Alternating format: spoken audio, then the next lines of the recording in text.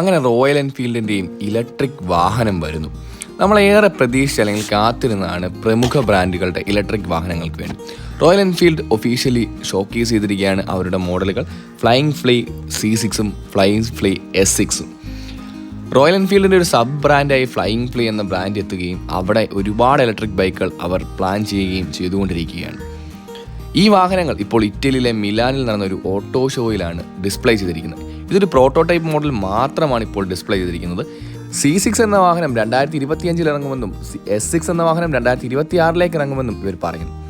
ഈ സബ് ബ്രാൻഡിൻ്റെ പേരിന് പിന്നിൽ ഒരു കഥയുണ്ട്. രണ്ടാം ലോക മഹായുദ്ധകാലത്ത് നാസികളോട് പോരാടാൻ ബ്രിട്ടീഷ് ആർമിയുടെ പാരാട്രൂപ്പർമാർ ഉപയോഗിച്ചിരുന്ന 125cc സിംഗിൾ സിലിണ്ടർ വാഹനമായിരുന്നു ഫ്ലൈയിങ് ഫ്ലീ. അതേ പേരിൽ തന്നെയാണ് ഈ പുതിയൊരു സബ് ബ്രാൻഡ് റോയൽ എൻഫീൽഡ് പുറത്തിറക്കുന്നത്.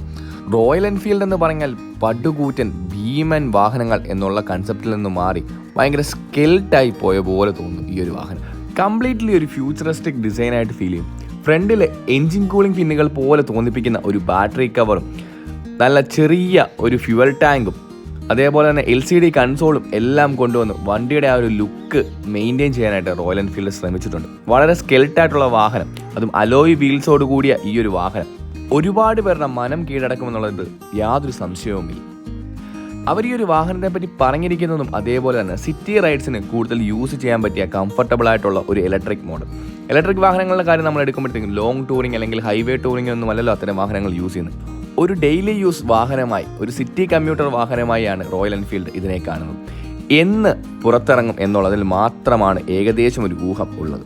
മറ്റു കാര്യങ്ങൾ എത്ര രൂപ വിലയാകും, അതല്ലെങ്കിൽ എന്തെല്ലാം സ്പെസിഫിക്കേഷനാണ്, എന്തെല്ലാം ഫീച്ചേഴ്സാണ് ഉള്ളത് എന്നൊന്നും ഇതുവരെ പുറത്തുവിട്ടില്ല. ഞാൻ ഓൾറെഡി ആദ്യം തന്നെ പറഞ്ഞു, ഒരു പ്രോട്ടോടൈപ്പ് മോഡൽ മാത്രമാണ്.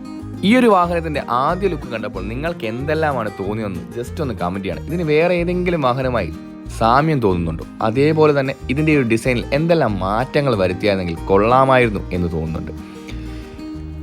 ഫ്രണ്ട് പോർഷനിലേക്ക് പോകുമ്പോൾ ഓൾവേസ് റോയൽ എൻഫീൽഡിനുള്ള ആ ഒരു റൗണ്ടഡ് ഹെഡ്ലൈറ്റ്സ്, LED ഹെഡ്ലൈറ്റ്സ് ആണ് ഈ ഒരു വാഹനത്തിൽ വരുന്നത്. അതുപോലെ LCD മീറ്റർ കൺസോൾ ആയിരിക്കാം വാഹനത്തിൽ വരാൻ പോകുന്നത്.